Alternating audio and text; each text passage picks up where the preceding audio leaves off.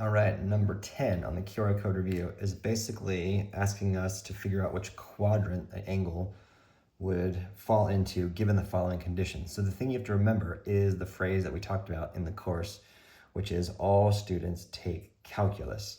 So this is quadrant 1. I forgot to label these for you. Okay, this is quadrant 2. I'm pretty sure we know this.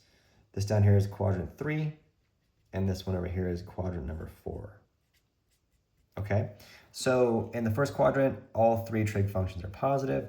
In the second quadrant, S stands for students, so only the sign is positive, and you'll notice that cosine and tangent are negative.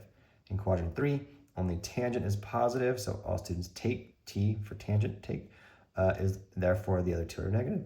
And then lastly, C for calculus stands for cosine, only that one is positive. So I've highlighted those in red for you where they are.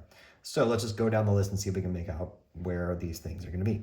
So where is sine negative and cosine positive? Well, cosine is positive in only 1 and 4, but the sign is negative in this one. So this has to be quadrant number 4.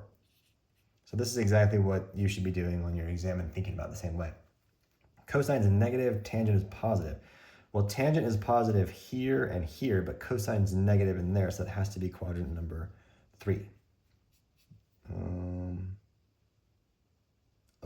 Sorry, my bad. Part B, this is the other way. This is this problem, excuse me. I wrote it down wrong. So therefore, that would make this one quadrant 2, I believe. Where is sine and tangent both negative? Cosine, tangent. Yeah, that one. Sorry, that threw me off. I wrote it down wrong on your review. My bad.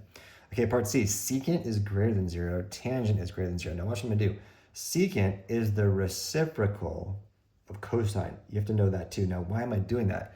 Because if a number is negative or positive, its reciprocal is the same value. So like the reciprocal of a positive 2 is a positive 1/2.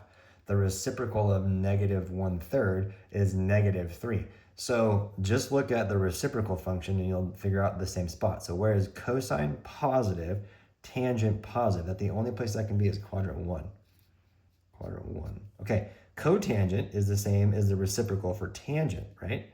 So, and secant is the reciprocal for cosine, like we just have here. So where is tangent positive, cosine negative?